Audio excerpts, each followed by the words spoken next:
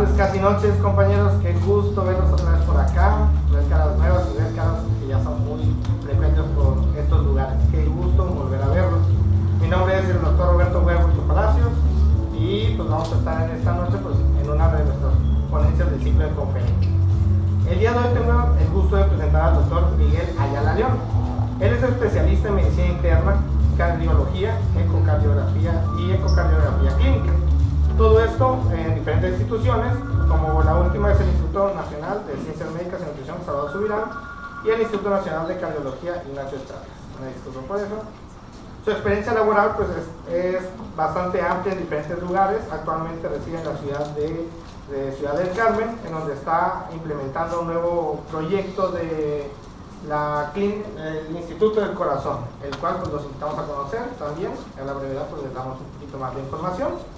Bueno, el tema de la ponencia es uno de los temas de mayor relevancia para los médicos, es hipertensión arterial sistémica, que todos actualmente tenemos que estar muy bien actualizados con esta información para poder llevar una buena clínica a nuestra consulta. Sin más preámbulo, es muy grato invitar al ponente a pasar para que empiece su ponencia y bueno, muchísimas gracias y un fuerte aplauso para él, ¿no?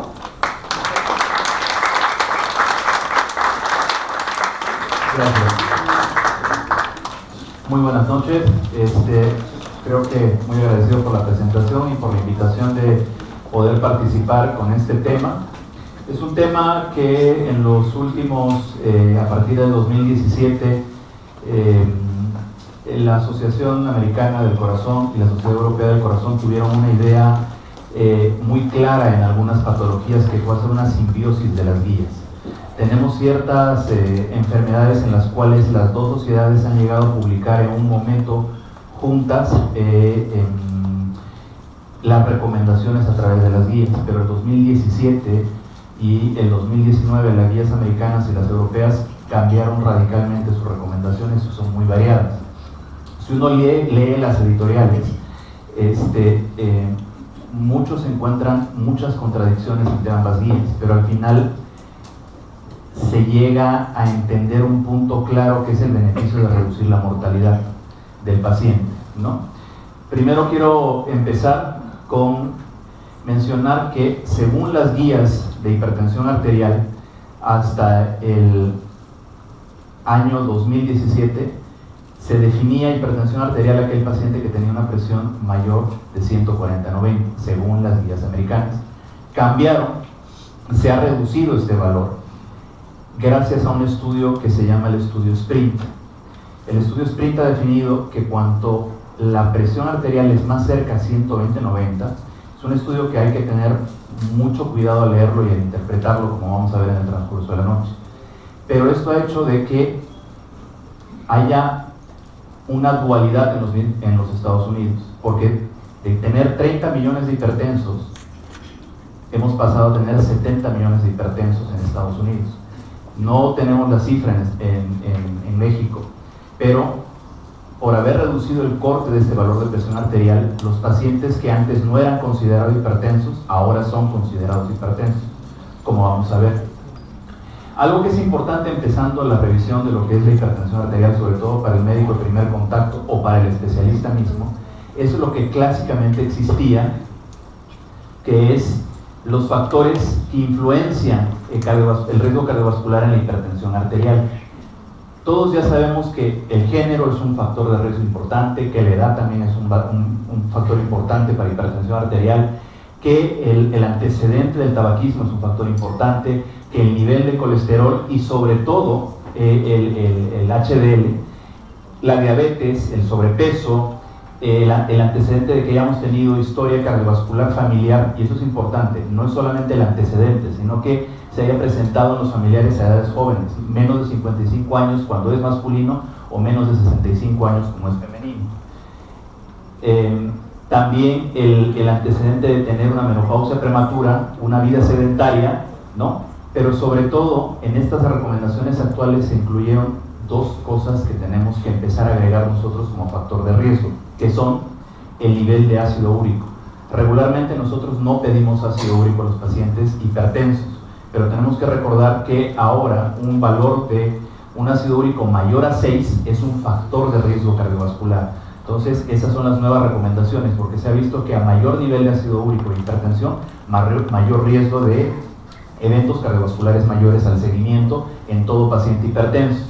Y otra cosa importante, nosotros no tomábamos en cuenta la frecuencia cardíaca en reposo cuando viene el paciente hipertenso. No es lo mismo un paciente con una presión arterial a la primera consulta de 140/90 y una frecuencia cardíaca de 90 o de 100, que un paciente con una frecuencia cardíaca de 100, con una presión arterial de 140/90 con una frecuencia cardíaca de 70. Es decir, tenemos que empezar a incluir estas dos valoraciones en el primer contacto del paciente hipertenso, como factor de riesgo cardiovascular sumado a la hipertensión arterial. Entonces, esta es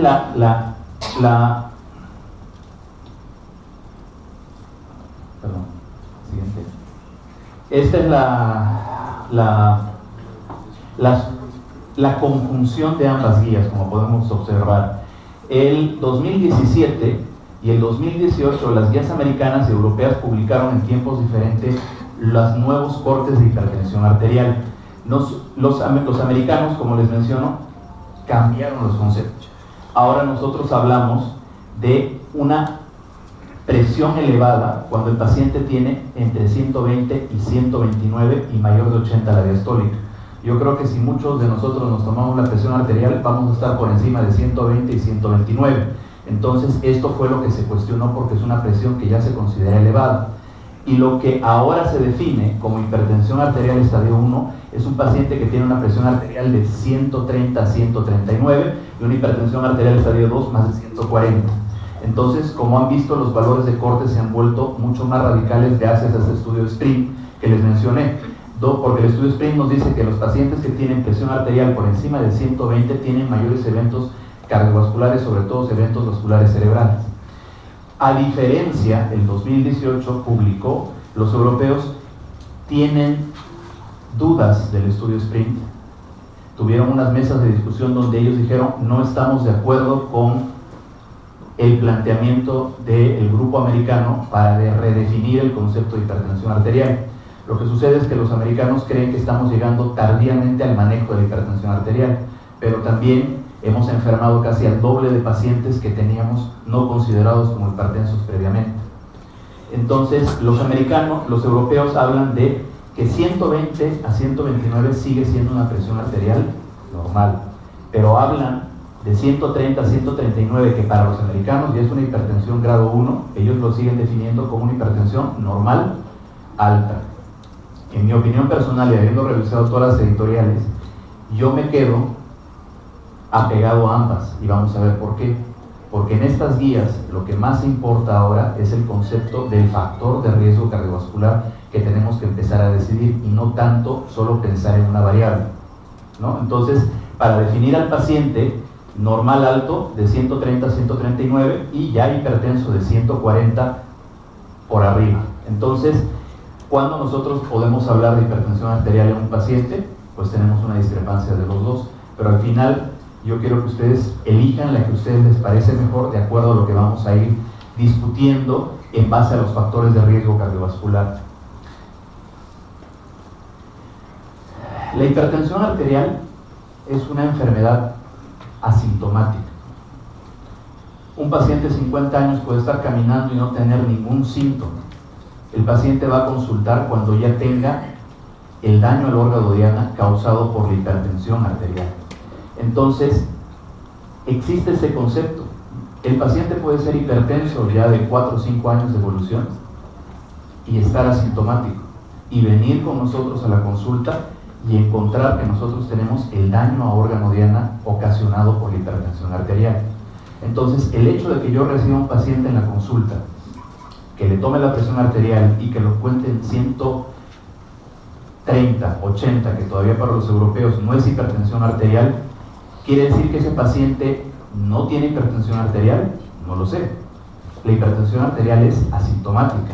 Yo no podría decirles que por ese valor que estoy encontrando ese paciente no es hipertenso. Entonces, tenemos que redefinir el concepto de tomar la presión y decir, no, usted no es hipertenso, no se preocupe, todo está bien. Por más que sean dos controles, como vamos a ver las nuevas recomendaciones. ¿Qué tenemos que buscar nosotros? Tenemos que buscar los indicadores de daño que no producen síntomas, como por ejemplo todo lo que es el endurecimiento arterial. Actualmente los mapas, los dispositivos actuales nos permiten medir este valor que se llama endurecimiento arterial, el monitoreo de la presión ambulatoria. También tenemos que utilizar el electro, que ya lo vamos a ver, la ecocardiografía, y sobre todo algo muy importante que yo no sé si rutinariamente nosotros lo pedimos, es decir, buscar intencionadamente la microalbuminuria o la relación albúmino-creatinina en los pacientes para determinar el daño organodiano. Muy aparte de eso, también nosotros tenemos que utilizar cómo está la función renal en los pacientes con el aclaramiento de creatinina. Tenemos que utilizar también el índice pierna-brazo, que eso nosotros lo podemos hacer de manera en nuestra consulta.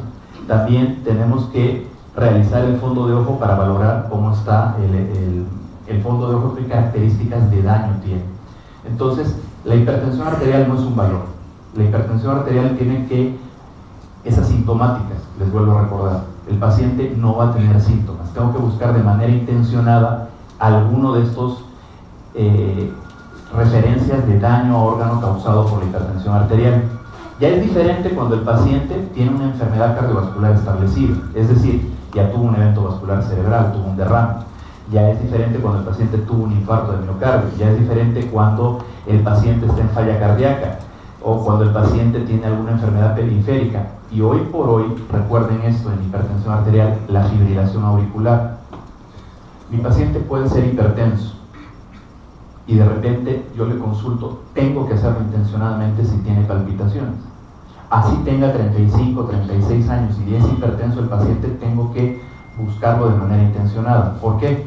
Porque la fibrilación auricular ya me habla de un daño estructural que está causando la hipertensión arterial. Ya es un daño a órgano diano y es una enfermedad cardiovascular establecida. Y eso va a cambiar mi tratamiento, como vamos a ver más adelante. Entonces, aquí les muestro, miren, por ejemplo, ¿qué nos recomiendan las guías en hipertensión arterial? Que yo busque datos de hipertrofia ventricular izquierda. Hagámoslo juntos. ¿Qué les parece si este electrocardiograma tiene datos de hipertrofia ventricular izquierda? Nos recomienda todas estas variables que ya las conocemos, que es medir el índice de Sokolov-Lyon o encontrar una R alta en BL o utilizar el producto de la SMP3 más la R en ABL cuando supera estos valores. Pero este paciente, todo esto no lo cumple, es normal. Un electrocardiograma tiene muy poca sensibilidad para determinar hipertrofia ventricular izquierda. El hecho de que ustedes encuentren un electrocardiograma reportado como normal no significa que ese paciente no tenga un daño producido por la hipertensión arterial a órgano diano. Entonces, ¿qué es específico? ¿Qué es lo que nos ayuda hoy en día? La ecocardiografía. La ecocardiografía, que a veces ni siquiera el mismo cardiólogo entiende la definición de masa. Nosotros tenemos múltiples maneras de medir por ecocardiografía cómo está la masa del ventrículo izquierdo, si ha habido un crecimiento o no de la masa del ventrículo izquierdo, si ese ventrículo izquierdo está produciendo una hipertrofia, un remodelado secundario a la hipertensión arterial. Entonces, esto sí es de todo el informe ecocardiográfico cuando estamos valorando un paciente con hipertensión arterial. Lo que sí necesito que tengamos claro y que aprendamos es ese concepto, la masa ventricular. Los estudios que lo realiza un cardiólogo ecocardiografista, porque se necesita tener cierto expertise para que yo al paciente, cuando le realizo la medición de la masa ventricular 3 veces sea la misma y no cambie porque no tengo la capacidad de realizarlo, ¿no? Entonces es necesario que el estudio lo haga alguien que realmente se formó en eso para hacerlo, al final, porque nos va a ayudar a nosotros en la toma de decisiones, como vamos a ir viendo. ¿Qué sucede? Que cuando el ecocardiografista nos reporta un crecimiento de la masa del ventrículo izquierdo, ya nos habla de una afección a daño de órgano. El electrocardiograma era normal, pero ¿qué sucede si ya nos reportan esta situación? Cuando el cardiólogo, cuando el reporte del Ecocardiograma nos habla de tres cosas. Nos habla de remodelado concéntrico, nos habla de hipertrofia concéntrica y de hipertrofia excéntrica. No quiero explicarles cada uno de ellos, pero lo que quiero que entiendan es que el paciente puede empezar con un remodelado inicial secundario a la presión arterial, a la hipertensión arterial, y se llama remodelado concéntrico. Eso quiere decir que ya está habiendo una afección y hay un incremento, porque si ustedes observan, cuando incrementa mi pared relativa posterior, que es una medición que no es necesario que la conozcamos, lo que yo quiero que entendamos es cuando se nos da el reporte si el paciente tiene un corazón con una geometría normal o tiene una geometría que no es normal.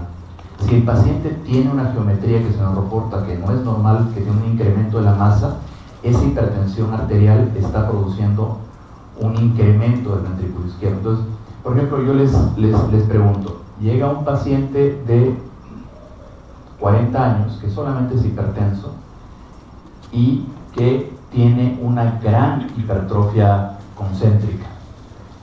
¿Qué medicamento creen que sería de elección iniciarlo?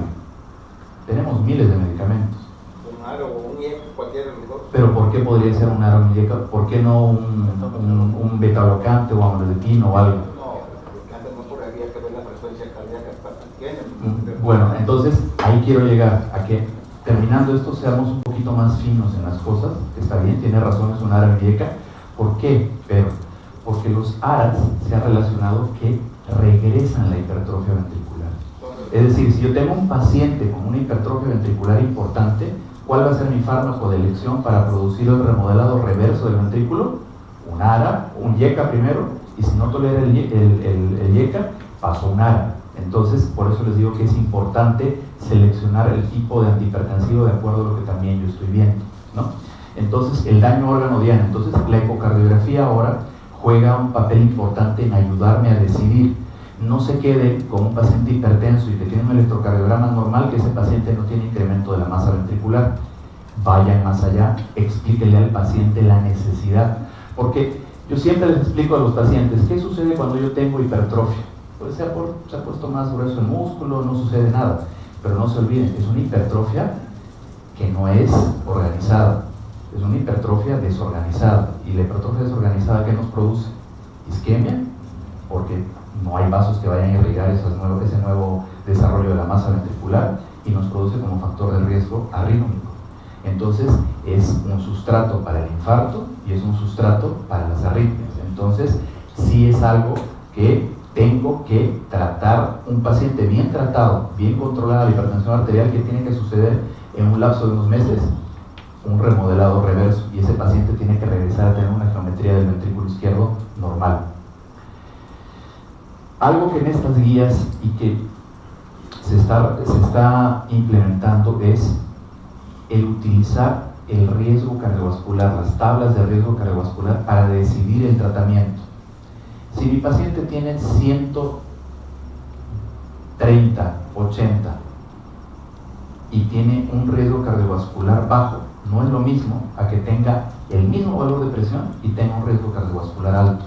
Ahora el riesgo cardiovascular alto me ayuda a decir, no me voy a esperar en darle 3 a 6 meses de tiempo con cambios de estilo de vida, que es lo que se recomienda como vamos a ver, sino que al tener un riesgo cardiovascular alto yo considero iniciarle tempranamente el tratamiento.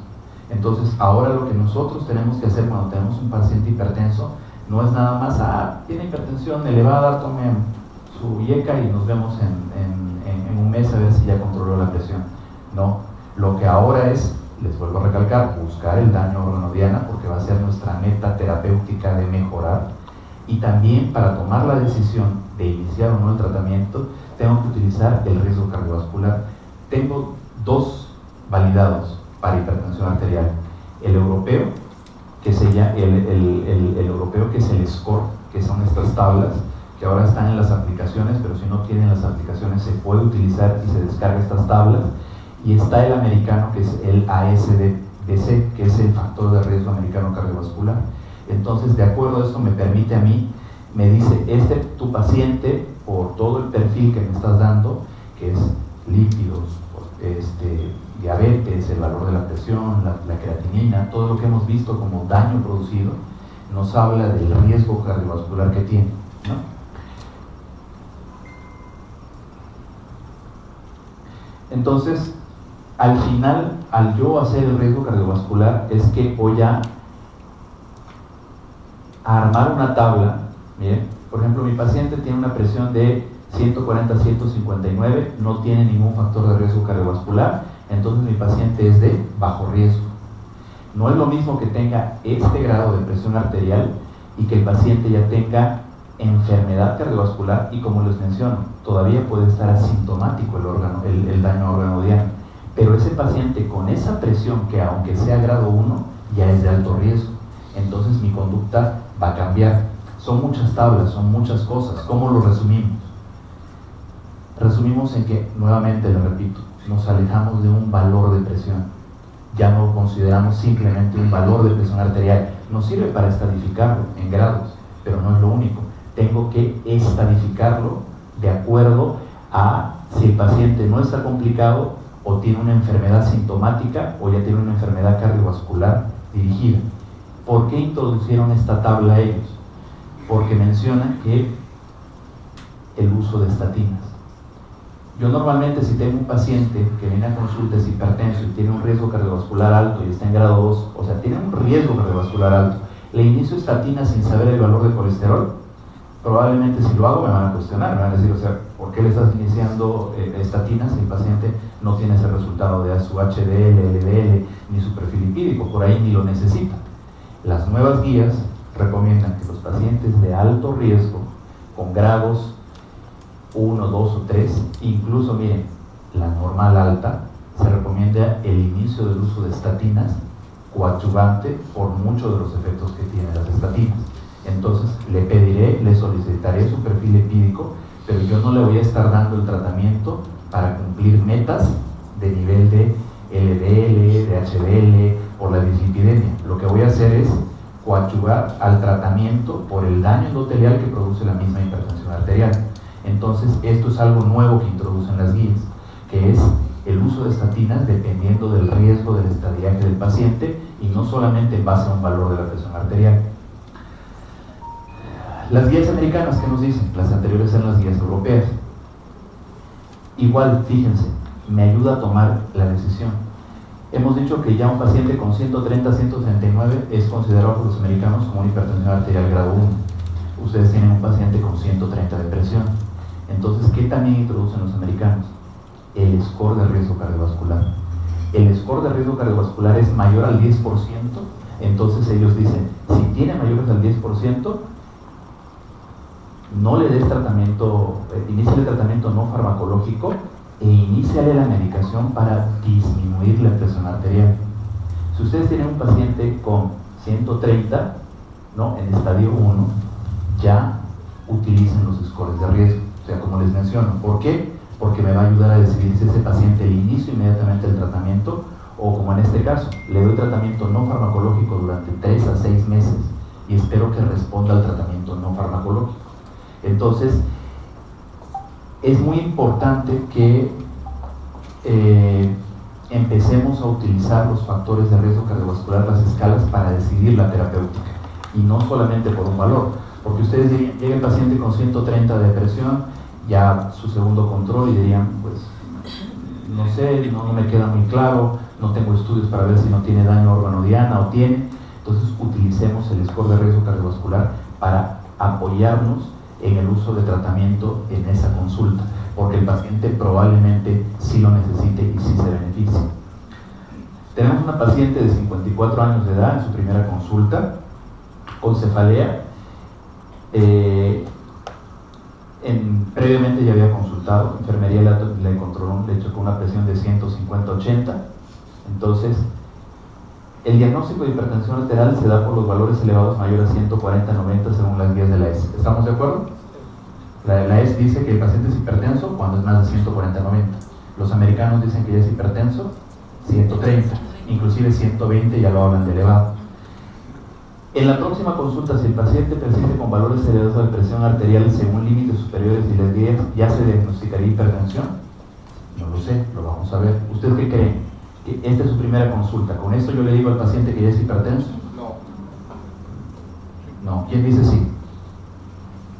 Ok, vamos a ver. Ambos tienen razón. Vamos a ver, aquí está la clave, la edad. La edad nos va a ayudar mucho a decidir si el paciente realmente es hipertenso y el valor como tal de la presión. Ahorita lo vemos. ¿Ustedes le solicitarían un estudio de monitoreo ambulatorio de la presión? Porque así lo recomiendan las guías. Probablemente, vamos a ir razonándolo, ¿sí? Esto es algo importante que se ha introducido en las guías europeas y también en las americanas, que es el uso del monitoreo ambulatorio de la presión. Ahora, actualmente se recomienda y tenemos que hacerlo, no el mal uso. Los españoles tienen varias publicaciones donde dicen no al mal uso del mapa, porque el mapa nos sirve, el monitoreo ambulatorio de la presión, como vamos a ver, pero no para aplicárselo a todos los pacientes, si no hay indicaciones muy claras. Entonces, o le pedimos un monitoreo domiciliario de la presión, porque tenemos la sospecha de que hay hipertensión de bata blanca. Ese también puede ser un concepto. Es su primera consulta, la paciente está hipertensa, puede ser que tenga hipertensión de bata blanca, ¿no? Entonces, le pediríamos este otro estudio que es un monitoreo de la presión domiciliario. ¿Es diferente al monitoreo de la presión domiciliario? Sí, porque es el control propio del paciente, pero hay que saber cómo hacerlo también. Entonces, este paciente, yo decidí dejarle monitoreo ambulatorio de la presión porque pues podría ser una bata blanca y quería ver si era cierto, ¿no? Entonces, a los 3 días regresa con estas cifras de presión. Vean, 120, 136, 120, 135, 135. Mi pregunta es, ¿confirmo que el paciente tiene hipertensión arterial? ¿Sí o no? ¿Quién levanta la mano? ¿Es hipertenso o no es hipertenso el paciente? Uno. Hemos dicho de que si utilizamos las guías americanas, pues obviamente va a ser hipertenso, ¿no? Ajá. Ahora mi pregunta es, ¿son diferentes los valores si yo lo checo, si lo checa la enfermera, si se lo checa él o se lo checa el mapa para el corte de presión? ¿Sí o no? Sí. Pero no habíamos quedado en que difieren solo las guías americanas y las europeas en un valor. Pues tienen razón, sí cambia. Entonces, ¿qué se recomienda? Es diferente. El valor de hipertensión arterial que yo le tomo al paciente cuando llega es cuando es más de 140/90. Si mi paciente viene 2 veces a consulta, mínimo, 3 ideal, y tiene valores más de 140/90, ese paciente es hipertenso. Ojo. Y el monitoreo de la presión ambulatoria varía, como vamos a ver, y es importante. Es importante que cuando el cardiólogo nos reporta el estudio MAPA, nos diga, y él mismo va a revisar esto, nos va a decir, el paciente tuvo hipertensión arterial sistólica diastólica en la mañana, el paciente tuvo hipertensión arterial sistólica en la noche, ¿con qué cortes de valor? Y eso ustedes tienen que saberlo leer cuando vean un mapa, porque cuando es mayor a 135/85 en la mañana, ya se diagnostica en el monitoreo de la presión ambulatoria la hipertensión arterial. Si en la noche el paciente tiene más de 120/70, el paciente tiene hipertensión arterial nocturna.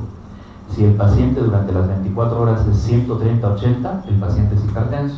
Miren yo le mandé a la casa a tomarse 3 a 7 días mínimo la presión, que él se controle. Y me viene y tiene que cumplir criterios mayor de 135/85. ¿Qué opinan? Regreso. 120, 136, ¿es más de 135/85? Sí. Ahí no, aquí en el límite, aquí en el límite y aquí no tanto. Pero esa variación que tiene, él tenía que hacer primero cambio de estilo de vida, porque me imagino que fue lo primero que se indicó sin la terapia farmacológica. No sabíamos si era hipertenso. Vino con 150/90, podía ser hipertensión de bata blanca.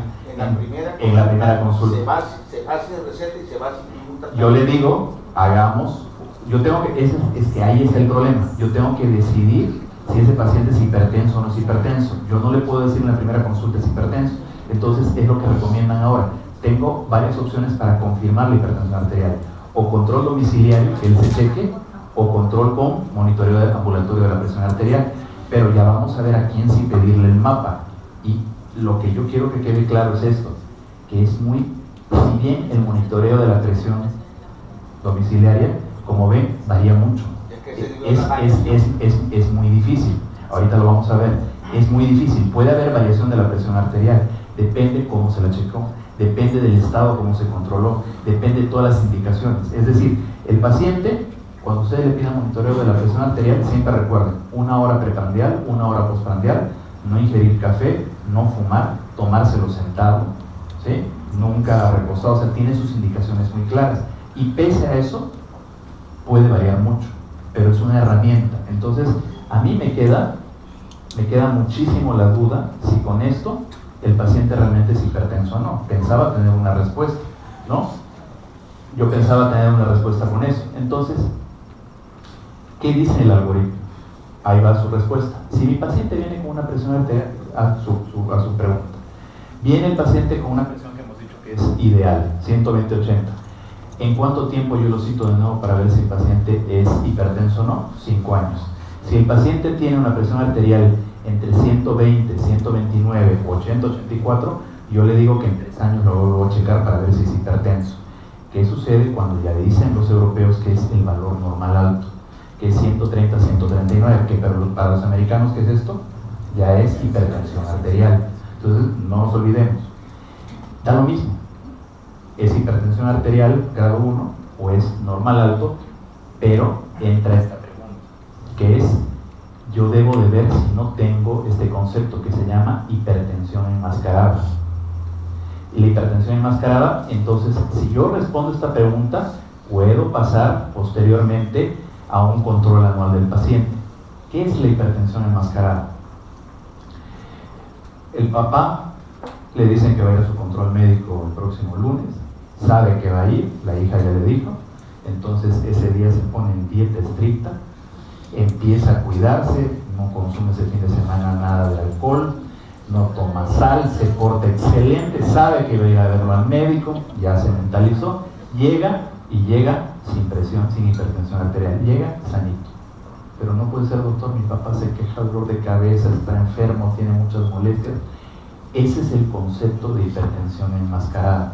El buen paciente que sabe que va a ir a consultar y que evita todo y se prepara para ir a la consulta. Entonces no me encaja, es un paciente que es diabético, es un paciente que en el electrocardiograma ya veo que tiene hipertrofia del ventrículo izquierdo.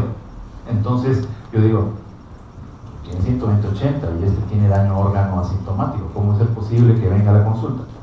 Lo vuelvo a citar, lo vuelvo a programar, y es ahí donde entra ese concepto. Yo no le puedo decir, señor, usted está bien, no es hipertenso, gracias a Dios, a pesar que estoy viendo que tiene hipertrofia del ventrículo izquierdo. Yo más bien tengo que, lo que se recomienda ahora, hacer el control del valor de presión arterial a través del monitoreo ambulatorio de la presión o a través del control en casa. Entonces es ahí donde sí entra el mapa, nos va a ayudar a diferenciar ese paciente con riesgo cardiovascular moderado, alto o elevado. Ese paciente tiene que tener un monitoreo ambulatorio de la presión si es que yo estoy encontrando que tiene valores de presión arterial normal alta. Ese paciente con 130/80 tengo que yo confirmar si no tiene hipertensión arterial, porque de acuerdo a esto yo le voy a dar el tratamiento y el manejo. Ahora es diferente si el paciente tiene hipertensión arterial, viene a la consulta 140/90 como hemos dicho, ¿no? Entonces lo que nosotros tenemos que utilizar aquí, esto es para confirmar si realmente es hipertenso. Es decir, el paciente llega con nosotros con 140/90, yo puedo citarlo varias veces y controlarle la presión, o puedo ordenarle directamente un monitoreo ambulatorio de la presión o un control domiciliario de la presión arterial. Y después de eso, yo ya decidiré si este paciente, qué tratamiento, qué tipo de hipertensión arterial tiene, ¿no? Les pregunto, paciente joven, 36 años, cáncer de mama, ya remitido hace 5 años, tiene sobrepeso, viene porque tiene deterioro de la clase funcional, refiere disnea, tiene hipertrofia del ventrículo izquierdo en el electrocardiograma. Al examen físico no encontramos nada relevante. Este es su tercer control de la presión arterial en la consulta y tiene valores normales. ¿Cuál es su diagnóstico? Ya hemos demostrado que no es hipertensa y no tenemos que hacer más nada, o tengo dudas del electrocardiograma y voy a solicitar un ecocardiograma para confirmar hipertensión, o es hipertensión enmascarada y pido un mapa, o es hipertensión de bata blanca y pido un mapa. ¿Qué opinan ustedes? O sea, estamos viniendo conversando hasta ahorita con la idea, como les mencioné, de ir estructurándome en el riesgo cardiovascular. ¿Tiene riesgo cardiovascular o no tiene? Sí. Es una paciente con cáncer de mama, actualmente recibió tratamiento con quimioterapia y es un tratamiento que puede producir daño en la función cardíaca como tal. Entonces es una paciente que tiene factor de riesgo cardiovascular y aparte, como les mencioné, ¿qué tengo? Exactamente, tengo hipertrofia ventricular izquierda, que ya es muy raro que lo pueda ver en el paciente, pero cuando lo veo es muy claro que el paciente tiene un incremento de la masa del ventrículo izquierdo. Entonces ya tengo un daño a órgano diana en un paciente asintomático o sintomático. Es sintomático, tiene deterioro de la clase funcional. Entonces yo le voy a pedir el ecocardiograma para confirmar la hipertensión arterial. Sí. ¿Ustedes creen que me confirma la hipertensión arterial un ecocardiograma? Pues la verdad, viendo la hipertrofia quiere decir que... Hemos dicho de que tiene afección, que es una cosa, pero ¿cómo confirmamos? ¿Cómo confirmamos? Estamos repitiendo, por los valores. Entonces, si yo tengo mis dudas, ¿qué le pido a él? Y es su tercer control y tiene presión normal. Y tengo datos indirectos, como les dije. O sea, lo que yo quiero es que lleguemos a lo que nos recomiendan, a quién indicarle el mapa o el monitoreo ambulatorio de la presión. Ella puede ser que esté con una hipertensión enmascarada, ese concepto. O sea, siempre piensen en hipertensión enmascarada en el paciente que tengo daño, tengo riesgo, tengo alto riesgo y no lo encuentro hipertenso. O sea, no encaja el rompecabezas con esa paciente. Entonces, el ecocardiograma ahí íbamos a ver lo que hemos dicho, la masa del... Podemos ver la masa, pero no me confirma. No me confirma. Podría ser otra causa. Yo tengo que confirmarlo con el valor de la presión. Entonces es ahí donde se solicita esto, que es el mapa. ¿Sí? Entonces miren, este es el mapa de esta paciente. Observen. Estos son los valores programados como normales, como hemos visto, para la mañana, para la noche y para las 24 horas. Si yo, observen, estos son los valores sistólicos y lo de abajo en la barrita es diastólico. Entonces observen la paciente, en la mañana permanece con valores sistólicos incrementados y a la noche también con valores históricos incrementados y durante el día también tiene valores históricos incrementados. Ella vino a consultar a las 11:12 de la mañana, miren cómo estaba el valor. Entonces aquí la encuentran dentro de parámetros normales. Entonces, ¿a qué nos ayuda el mapa? Nos ayuda a entender la dinámica de la presión arterial, tanto de día como de noche. Entonces, con este mapa de esta paciente, confirmo que tiene hipertensión arterial, lo estoy confirmando que tiene una hipertensión arterial enmascarada, exactamente, enmascarada. Entonces, es ahí donde es la indicación clara de utilizar, y eso lo recomiendan las guías, lo volvieron a introducir, control domiciliario o utilización de mapa para el control de la presión arterial.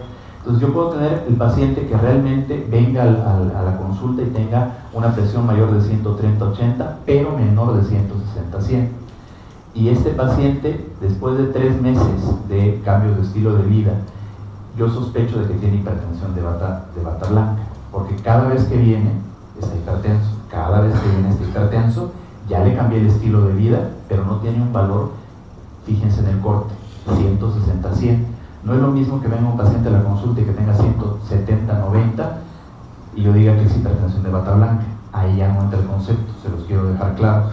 Tiene que tener menos de 160 y más de 130, pero en ese rango, para yo poder sospechar de que tengo hipertensión de bata blanca. Entonces, ese paciente que sí tengo que solicitarle el monitoreo ambulatorio de la presión arterial, ¿no? Para confirmar que el paciente es realmente hipertenso de bata blanca, es decir, que llega a la consulta, que nos ve que no estamos, se preocupa, se estresa el paciente, hace una descarga adrenérgica y de esta manera hace hipertensión arterial. Entonces nos ayuda a dicotomizar, ¿es realmente hipertenso o es bata blanca?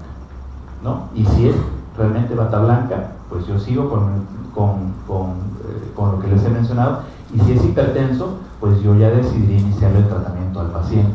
Y ya lo que hemos venido conversando aquí, que el paciente no venga hipertenso y tenga factores de riesgo cardiovascular y que tenga el concepto de lo que es hipertensión enmascarada.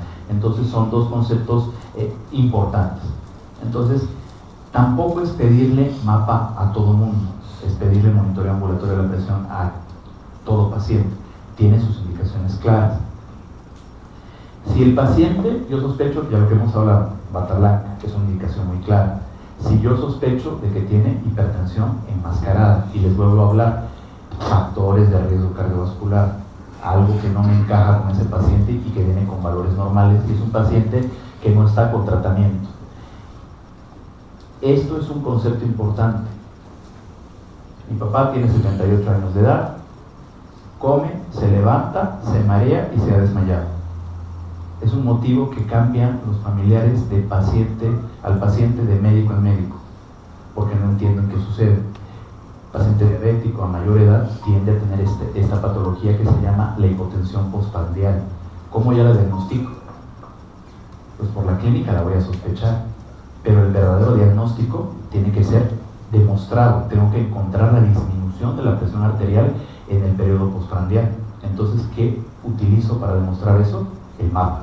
Entonces, mi recomendación: pacientes disautonómicos mayores de 65 años de edad son pacientes que si tengo la mínima sospecha de tener hipotensión ortostática o hipotensión postprandial, solicitarle el mapa para ajustar el tratamiento.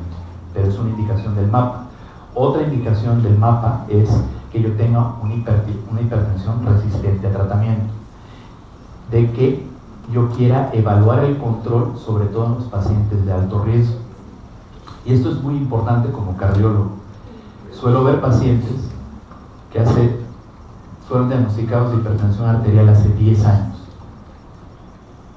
Vienen a su control ecocardiográfico, les hago el ecocardiograma y tienen una gran hipertrofia del ventrículo izquierdo.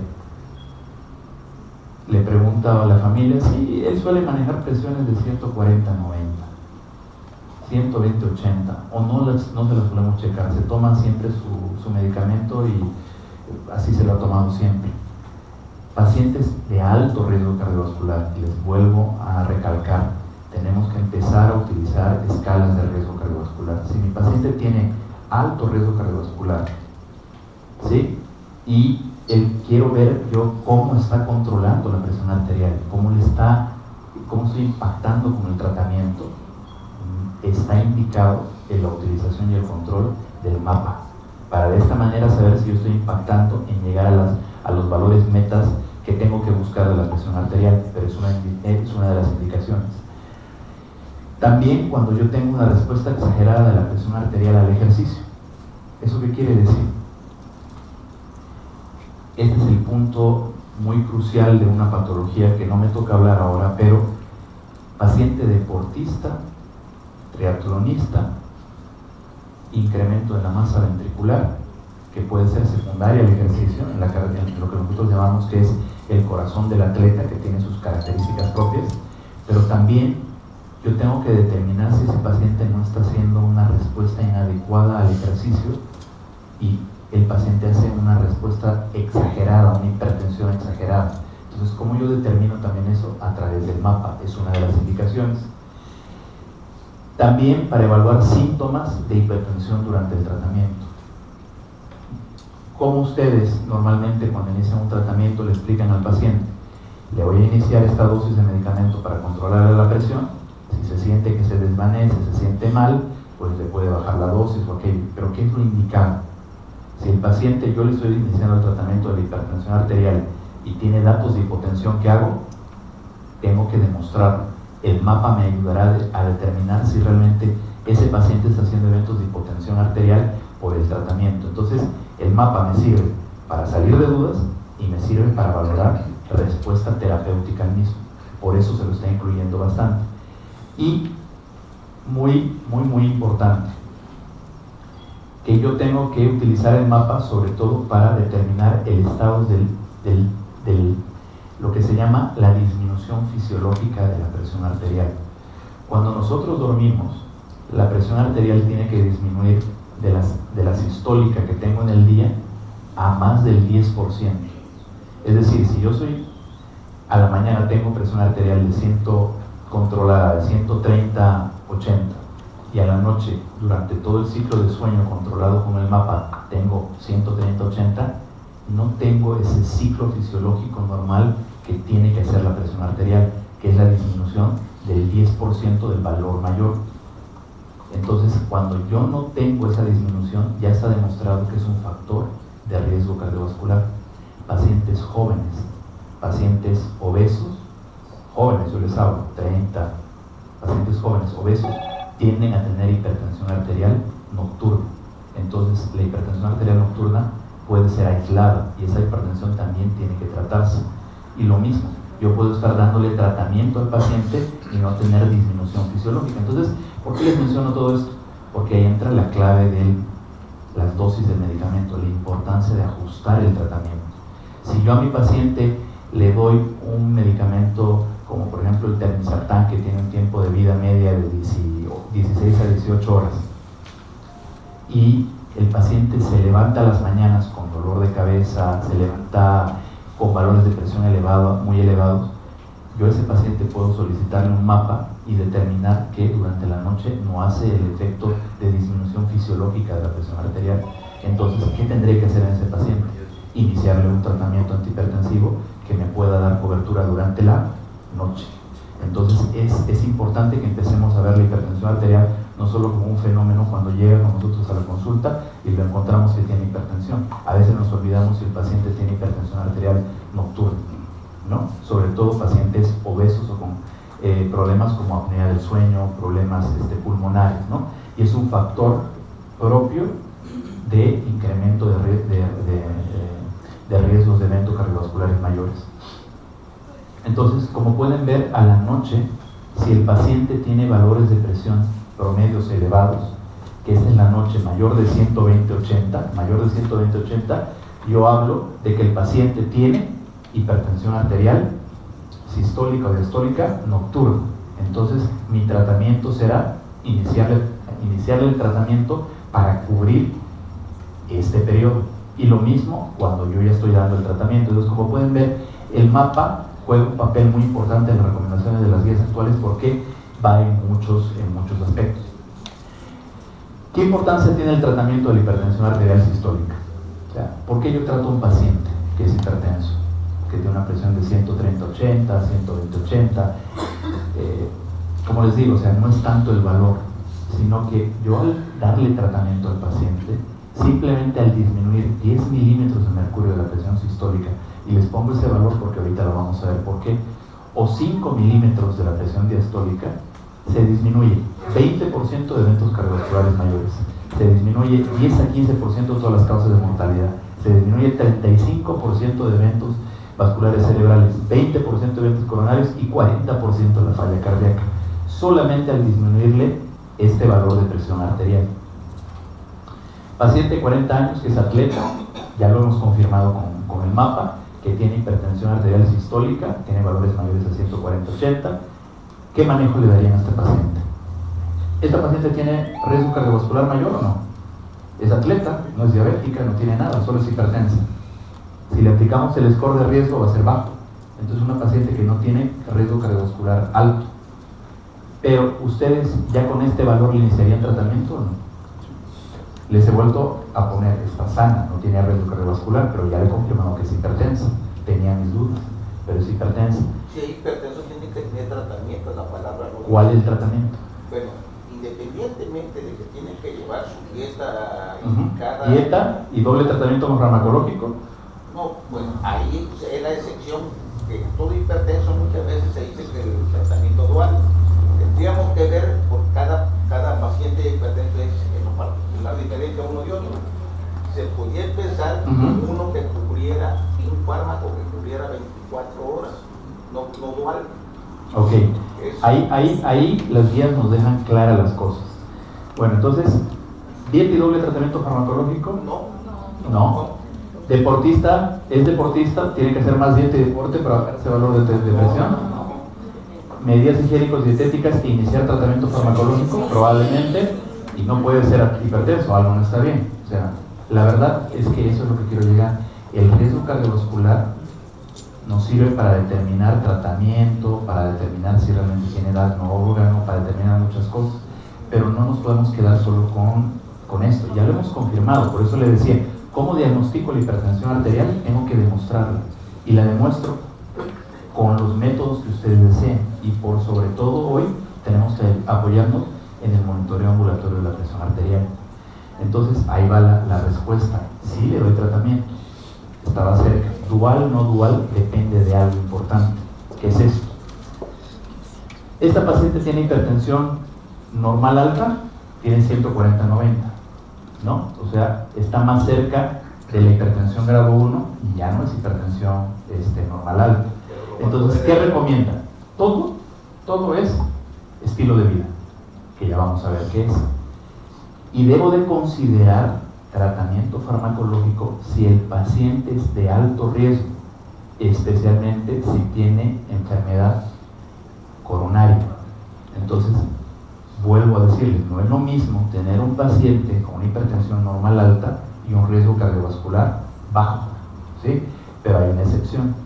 El paciente, según el estudio HOPE-3, que tiene 140/90 y está en riesgo moderado bajo, sí debo de iniciarle tratamiento farmacológico cuando ya constaté la hipertensión arterial.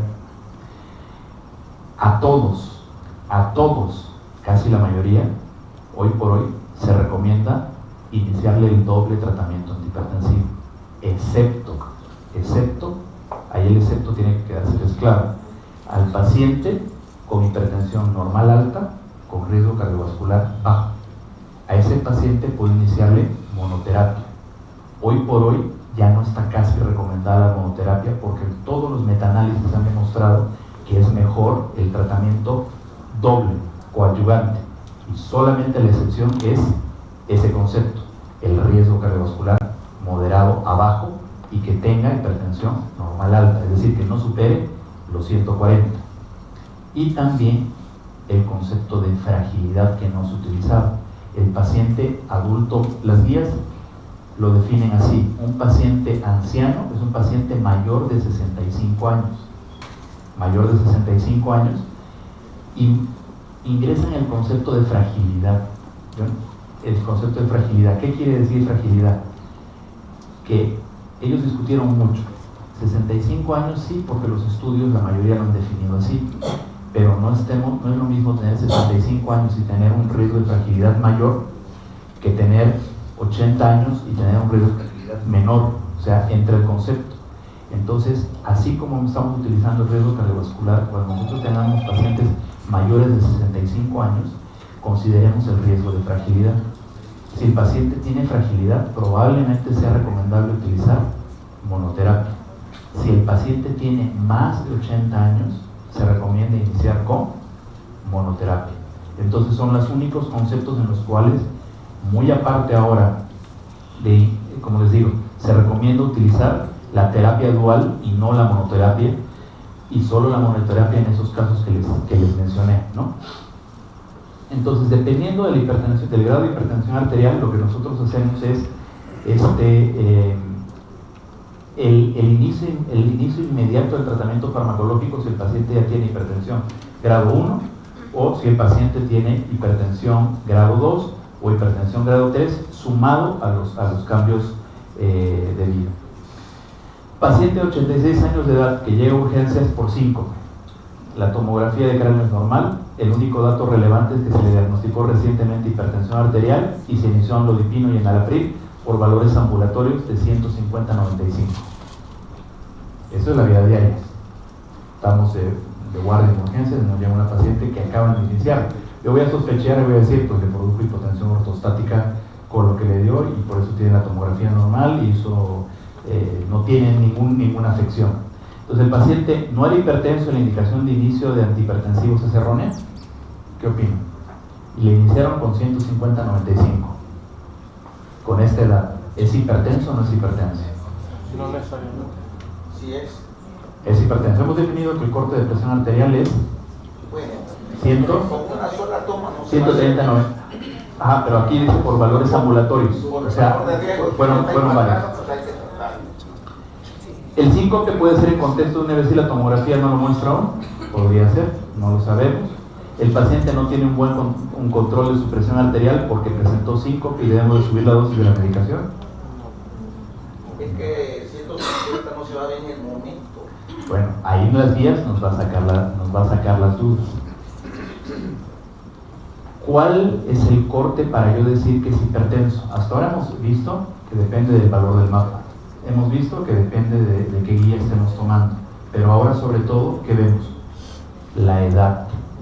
Ya les mencioné, no es lo mismo, yo no lo digo, lo dicen las guías, yo no estoy de acuerdo que 65 años sea un paciente anciano, ¿no? O sea, es un paciente productivo.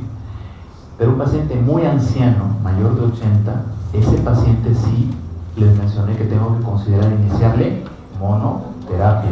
A este paciente se le inició doble tratamiento. Las guías nos hablan de, en estos pacientes son más frágiles, entonces se recomienda iniciar monoterapia. Entonces mi meta, o sea, yo diagnostico hipertensión arterial cuando el paciente tiene más de 160, 90. Este corte de edad es el único que varía de acuerdo a las guías, para yo decir que mi paciente es hipertenso. Es decir, a esta paciente, ¿cómo la encontraron? Cuando consultó, 150, 95. ¿Era hipertensa la paciente? Probablemente tenía 95 de más, pero estábamos en un dilema. Pero los factores de riesgo hay que tomarlo muy en cuenta. Tomamos los factores, tomamos todos, tenemos que tomar todos los factores de riesgo, pero mire, es una señora de 86 años que solamente era hipertensa y le iniciaron esto. Ahí tiene varios factores de riesgo, está infartado. No tuvo infarto, es una tomografía de cráneo normal. Que tiene muy reciente de hipertensión. Ajá, no tuvo infarto, tuvo un evento, entonces está bien, o sea, yo quiero que nos llevemos ese concepto ahora, que es ver factores de riesgo cardiovascular. No es una variable únicamente el valor, pero si nos apegamos a lo que nos dicen, pues no cumplía estrictamente el valor de hipertensión arterial para esa edad. O sea, lo que yo quiero es que no nos olvidemos. Todas las guías y todo eso recomienda que el paciente es hipertenso, ya hemos visto con qué valor, 140-90, salvo cuando lleguemos a determinar este corte de edad, ¿no? Hasta ahora hemos hablado vamos a hablar rápidamente de lo que es la terapéutica.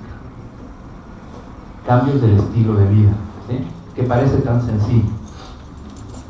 Cuando el paciente me consulta a mí cómo yo tengo que hacer el cambio de estilo de vida, para mí es algo muy difícil responderle. Yo suelo decirle, sería muy negligente de mi parte el yo decirle baje de peso, coma sano y lo veo en 3 meses. ¿Ustedes creen que van a cumplir? Si me lo dicen a mí, pues no entiendo qué es comer sano, no sé qué es hacer actividad física saludable. Entonces tenemos que concientizarnos que cuando nosotros hablamos con el paciente de esta pastilla, si recuerdan, estaba en la primera lista antes del tratamiento farmacológico, porque es la otra pastilla, es la otra tableta, es el otro medicamento que nos tiene que ayudar a disminuir la presión arterial. Y no es nos tiene que ayudar, disminuye. No importa cuál sea el tratamiento que le doy al paciente, yo logro disminuir entre 5 a 10 milímetros de mercurio simplemente con este medicamento, con mejorar la actividad física y la vida saludable. ¿Y qué hemos dicho si bajamos 5 a 10 milímetros de mercurio de la hipertensión arterial? Impacto hasta un 40% de falla cardíaca. Entonces yo quiero que nos llevemos este concepto, porque a veces es tan sencillo para nosotros decirle al paciente, coma lechuguita con ensaladita, pollito a la planchita, y yo no. Yo tengo que decirle, porque para mí es un medicamento y ese medicamento tiene que ser bien aplicado y tengo que explicárselo al paciente y gasto 15 minutos en decirle, es negligente de mi parte y yo le sugiero por eso, para no subirle o sumarle otro antihipertensivo, que lo hagamos primero bien con esto y luego no esté gastando en otro medicamento. Vaya a la consulta con la nutricionista, aplíquelo de manera adecuada. Lo del ejercicio es tan variado. ¿Qué recomienda el ejercicio? Recomienda ejercicio aeróbico, de resistencia dinámica, de resistencia isométrica, que alcancemos el 60-85 de la frecuencia cardíaca, 90-150 latidos. ¿Cómo le explican ustedes al paciente? ¿Sale a caminar media hora todos los días? Y ya. Yo veo a los pacientes caminando por todo lado, hipertensos, cardiópatas. ¿Creen que así cumplimos la meta? O sea, yo en primer lugar no entiendo qué es una resistencia dinámica, ¿no? Entonces, hoy por hoy existe una especialidad en cardiología que se llaman los programas de rehabilitación cardíaca. En toda Europa, en España, están impactando, porque realmente si vamos a hacer las cosas bien y queremos impactar en gastos del paciente, queremos impactar en mejorar la vida saludable, tenemos que aplicar los programas de rehabilitación cardíaca y empezar a cumplir con estas metas. No es lo mismo que yo le diga a un paciente hipertenso, infartado, vaya a un programa de rehabilitación cardíaca que le enseñe qué es el ejercicio adecuado para usted, cuánto tiene que hacer, qué tiene que hacer. No es lo mismo salir a caminar media hora todos los días. ¿Ustedes creen que va a impactar eso? Dicen que sí, pero no es la forma. Si leemos lo puntilloso de las recomendaciones, es muy diferente a esa recomendación general. Lo que sí es necesario, está recomendado el ejercicio aeróbico sobre cualquier otro tipo de ejercicio. Todos los ejercicios son recomendables, todos, uno más que otro menos, pero el aeróbico es indicado y el horario de preferencia es por las mañanas, debido a que la atmósfera está cargada más de oxígeno y en la tarde. Ahora, mire, ahora de eso yo sí le voy a contradecir. En el JAC, que es la revista de cardiología, el año pasado, se publicó una serie de estudios donde se comparó eso volumétrico, ejercicio, pesas y todo aquello. Se demostró que las pesas tienen más efecto en reducir eventos cardiovasculares que el propio cardio, o sea, los ejercicios volumétricos. No lo digo yo, lo dicen los estudios que lo hicieron, los metaanálisis y todo aquello. Es una dinámica de dimes y diretes, es decir, salen estudios a favor, salen en contra, como lo mismo. Ahora, por ejemplo, ya se ha visto que la grasa en la dieta alimenticia no produce nada, sino que es más bien la misma carne la que nos produce riesgo cardiovascular. Antes el concepto era que el huevo era malo, luego el huevo pasó a ser bueno y ahora nuevamente es malo. Entonces, entonces cuando entramos a ese tipo de estudios, pues hay que saber leer y ser detallosos, ¿sí? La dieta moderada del alcohol, ¿qué le recomiendan ustedes o qué se recomienda a un paciente? Normalmente, algo que es importante, no sumar todo lo que pueden tomar el fin de semana, es lo primero que yo les digo, porque suelen juntarlo todo y el fin de semana. No es más de 125 ml o una copita de vino, pero solamente 2 veces o 3 veces a la semana, y lo mismo la cerveza.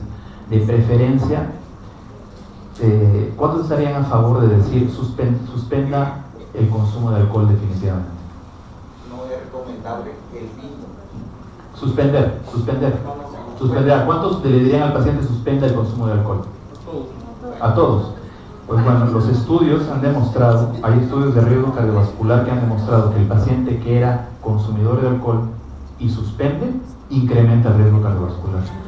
Entonces, eso ya está demostrado, eso se publicó en el JAC. Entonces, a muchos les va a gustar, ¿no? Pero lo ideal es moderar el consumo, no suspenderlo. Por eso se recomienda moderar el consumo, no suspenderlo. Quizás lo elimine en el tiempo, pero de forma paulatina.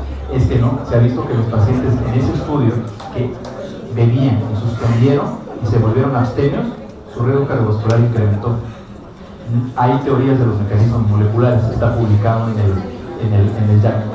En esta diapositiva lo que nosotros hacemos es tratar de simplificar un poquitito lo que hemos venido tratando de entender a detalle, ¿no? Actualmente las recomendaciones de las guías es el inicio, como les mencionaba, de la terapia dual. La pregunta es ¿por qué? ¿Por qué yo tengo que verme en la necesidad de darle doble tratamiento al paciente cuando yo le diagnostico hipertensión arterial? La respuesta a través de muchos estudios y metaanálisis es que apego a tratamiento es disminuir los eventos tóxicos que producen las dosis más altas de un solo medicamento, y también evitamos el estar titulando el medicamento de manera que no conseguimos nunca un objetivo muy claro con el mismo. Solamente para llegar a una acotación, hoy por hoy existe el concepto de la polipíldora. La polipíldora, que viene la mezcla de 2 antihipertensivos o viene la mezcla del antihipertensivo sumada a la aspirina y a la atorvastatina. Entonces, la polipíldora parecería el negocio grande del mercado, donde tú compras en una sola pastilla y le das al paciente, pero no es así. La polipíldora se ha demostrado que produce mucha adherencia al tratamiento, y el impacto de esta adherencia al tratamiento ha hecho de que haya una disminución importante de los factores de riesgo cardiovascular. Si ustedes creen que el paciente tiene indicación de la polipíldora y se va a beneficiar del uso de la polipíldora, es indicado dárselo al paciente, pero hay que recordar si requiere o no requiere el uso de aspirina, como vamos a ver más adelante. Ya lo que les he mencionado y que quiero que les quede claro es que yo no necesito demostrar que mi paciente sea dislipidémico para yo iniciarle atorvastatina. Si mi paciente es hipertenso y tiene riesgo cardiovascular moderado alto, inicie la atorvastatina. Entonces, como les menciono, ¿cómo yo hago el tratamiento? Primero es la terapia dual. Solamente debo de considerar monoterapia en qué tipo de pacientes, y se los vuelvo a repetir, en pacientes de presión normal alta o hipertensión grado 1, o que sean pacientes con factores de riesgo cardiovascular muy bajo, o pacientes que tengan más de 80 años, o pacientes con fragilidad. Fíjense el concepto de diferencia. Un paciente más de 80 años no necesariamente es un paciente frágil. Puedo tener un paciente de 60, 65, 70 y tener un riesgo de fragilidad incrementado. Entonces probablemente en ese paciente la indicación y la consideración de solamente el inicio de monoterapia esté indicado. Entonces ahora, cuando ustedes hagan el diagnóstico y confirmen la hipertensión arterial, está indicado el inicio de la terapia dual. ¿Qué quiere decir la terapia dual? Que yo inicio un IECA con un bloqueante de canales de calcio, o un IECA con un diurético, o un ARA con un bloqueante de canales de calcio, o un ARA con un diurético. Esto yo no lo voy a hacer de manera libre, deliberada. Lo voy a hacer de acuerdo a los efectos, a los riesgos y todo lo que vamos a ver de cada medicamento. En el segundo paso es, si yo no he conseguido el control de la presión arterial de este paciente, puedo pasar a la triple terapia, que es el IECA, el ARA, más el beta bloqueante, más el diurético. ¿Quiénes de ustedes le iniciarían un ARA y un IECA en conjunto al paciente como monoterapia? Nadie. ¿Por qué? Porque el estudio un target demostró de que mejora la presión arterial, pero lo que hace es produce más falla renal. Entonces, por lo tanto, no se utiliza la combinación de IEA con ARA. Eso está prescrito. Es una indicación 3, es decir, no se debe de realizar. Pero cuando yo voy a iniciar la terapia dual, ¿cuándo selecciono inhibidor de canales de calcio en vez de diuréticos, y cuándo selecciono diuréticos en vez de inhibidores de canales de calcio? Tiene que ver mucho con el proceso patológico del paciente. Pacientes jóvenes, obesos, hipertensos, se ha visto que el diurético tiene mucho más efecto porque son pacientes hiperreninémicos con hipervolemia. Por lo tanto, el uso del diurético ayuda de una manera mucho más indicada. Si el paciente es joven y tiene datos de hipertrofia ventricular izquierda, y hemos dicho de que tenemos que utilizar IECAs o ARAs, y utilizaremos probablemente inhibidores de canales de calcio, ¿sí?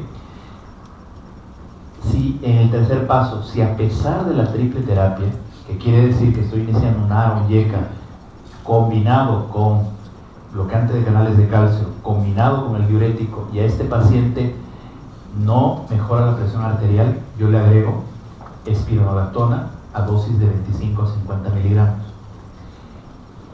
Esta parte es muy importante para nosotros. A veces nosotros titulamos al paciente como hipertensión resistente a tratamiento de una manera muy tácita, sin haber dejado claro si el paciente tiene adherencia al tratamiento o está cumpliendo todo lo que se tiene que cumplir.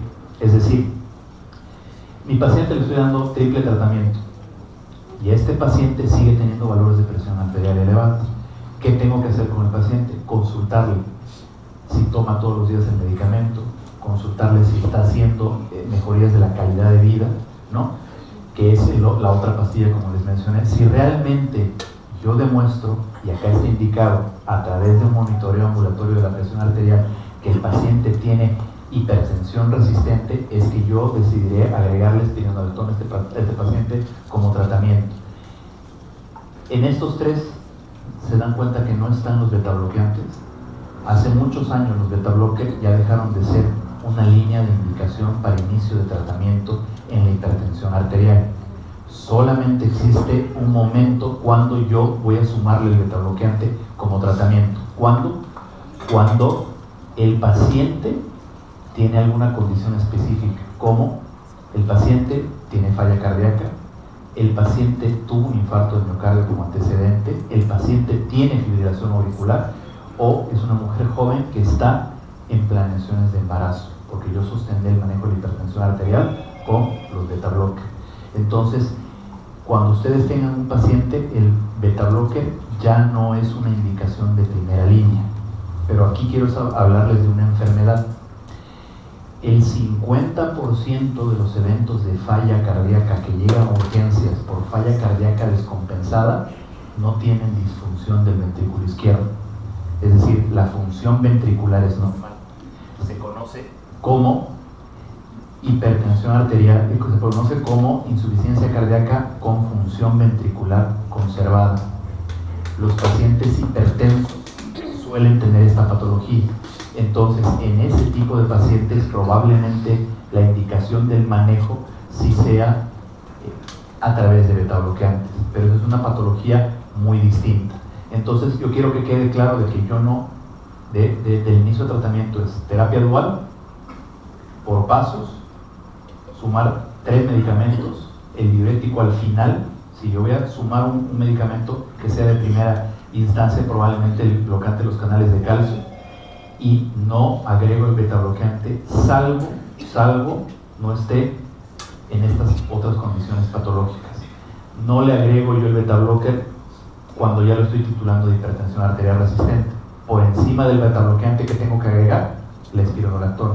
Si con la espironolactona no llego a conseguir, probablemente ahí sí tal vez decida agregarle el beta bloqueante, pero yo no inicio hoy por hoy el beta bloqueante si la condición patológica no está indicada.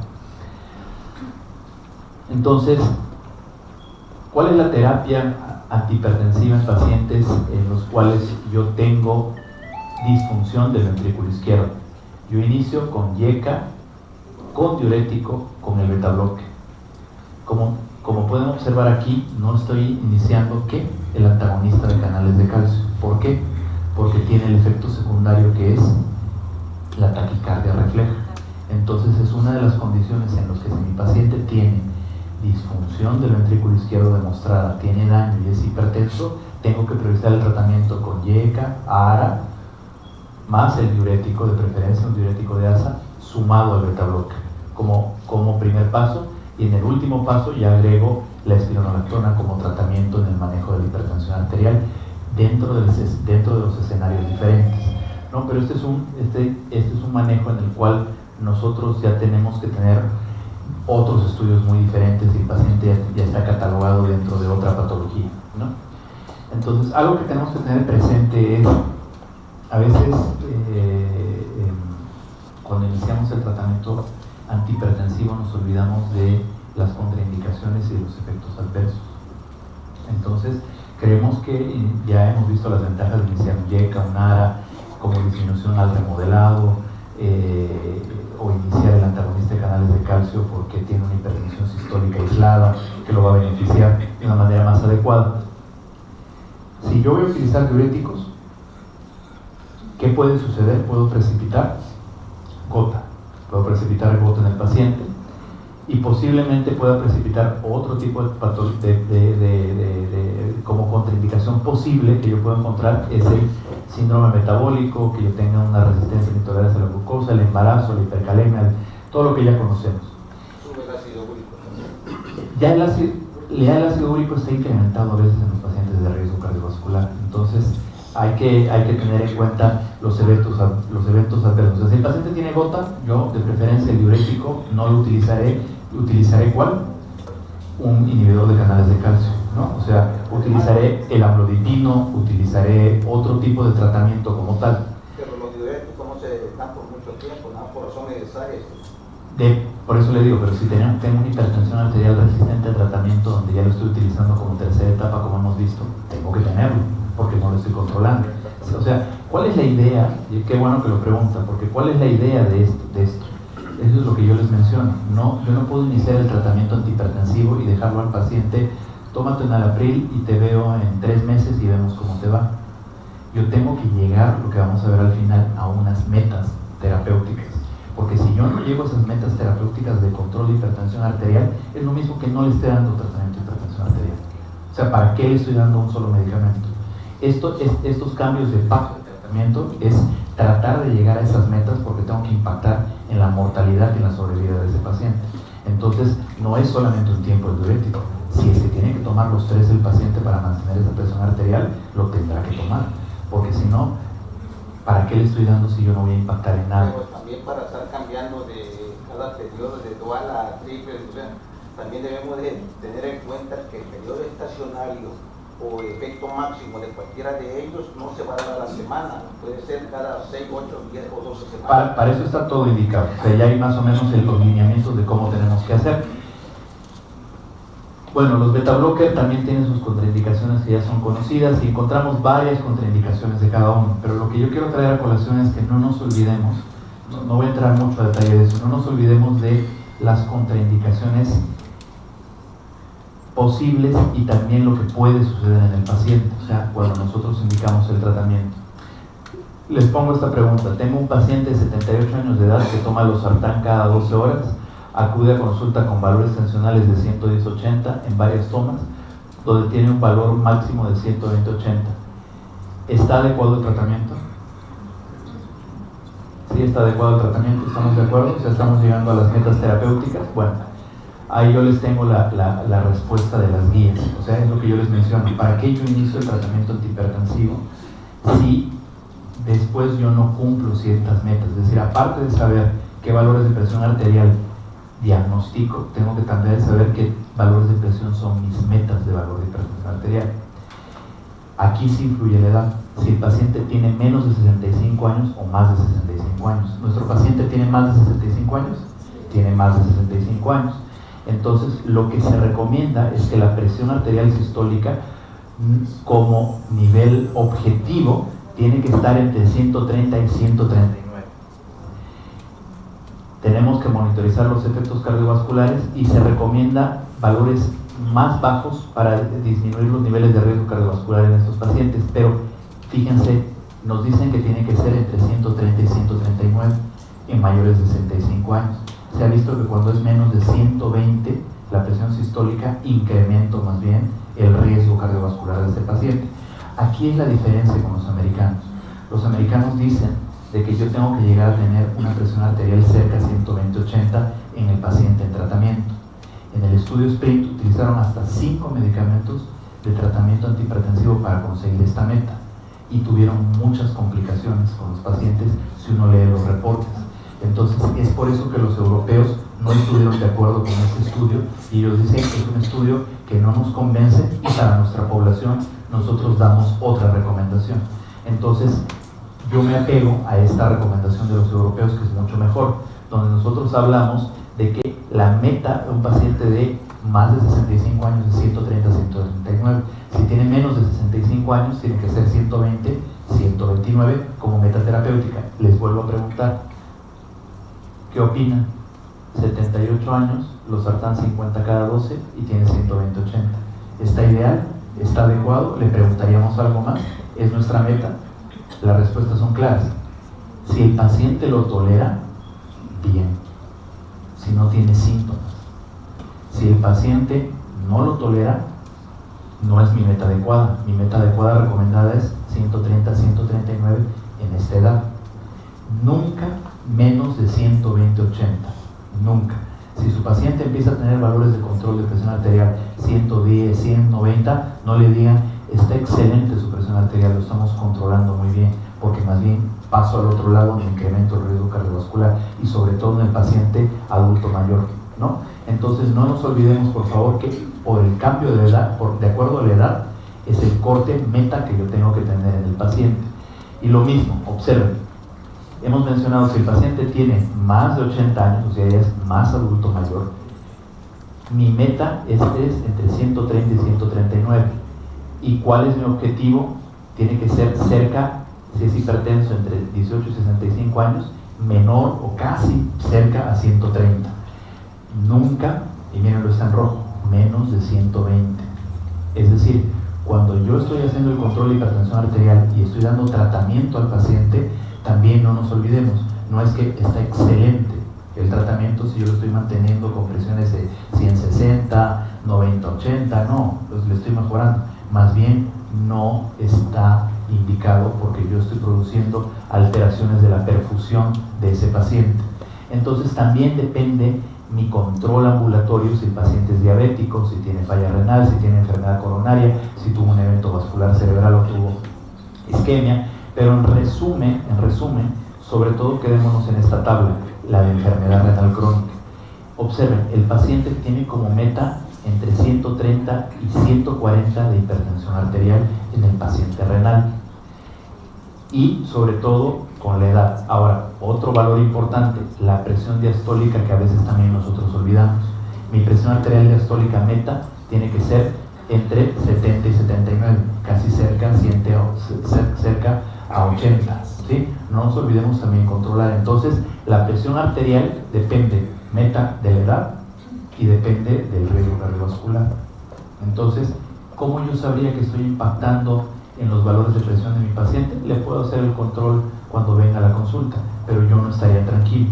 Si yo quiero impactar en sobrevida y estamos haciéndole gastar al paciente su tratamiento antihipertensivo, tendría que valorar cómo está la presión arterial a través del monitoreo ambulatorio de la presión o un control muy estricto domiciliario de la presión arterial para valorar esto, ¿no? En el seguimiento, ¿cómo valoramos más allá de las metas de presión? El control hemodinámico del tratamiento antihipertensivo. Hemos hablado de valores. Creo que ya nos queda claro de que iniciar el tratamiento antihipertensivo y las metas que tengo que llegar y lo que no tengo que llegar también no es lo único. Hemos encontrado lo que les mencioné, lo que se llama el daño al órgano diana causado por la hipertensión arterial, que nos ayuda a caracterizar si ese paciente tiene un daño de la hipertensión arterial asintomático, ¿no?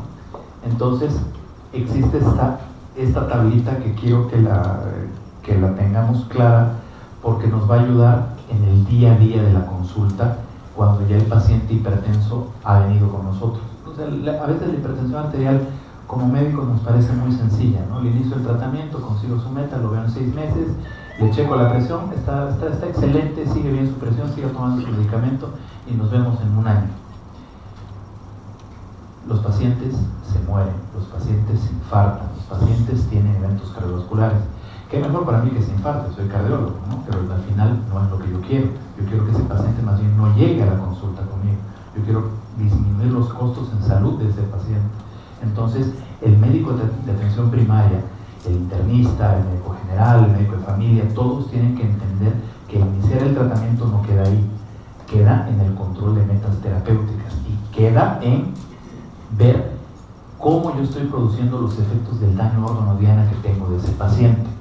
Entonces, dentro de los marcadores de estas siglas, que quieren decir daño órgano diana causado por la hipertensión arterial, tengo si el paciente se diagnosticó con hipertrofia del ventrículo izquierdo por el electrocardiograma, si le diagnostiqué hipertrofia del ventrículo izquierdo por el ecocardiograma, si lo hice por resonancia magnética, la tasa de filtración glomerular calculada que le tengo es mejor si le hice yo, si lo hice en 24 horas, el nivel de excreción urinaria de las proteínas, el valor del engrosamiento de la carótida, ¿no? El índice brazo-pierna que yo tengo. Entonces, fíjense, sensible a los cambios, reproducible y que no sea dependiente del operador, cómo cambia en el tiempo, que esto es importante para nosotros, y el pronóstico del cambio. Ok, paciente de 60 años de edad, hipertenso, que viene con un electrocardiograma con datos de hipertrofia ventricular izquierda. Lo vuelvo a ver en 6 meses de tratamiento, ha tenido metas terapéuticas adecuadas,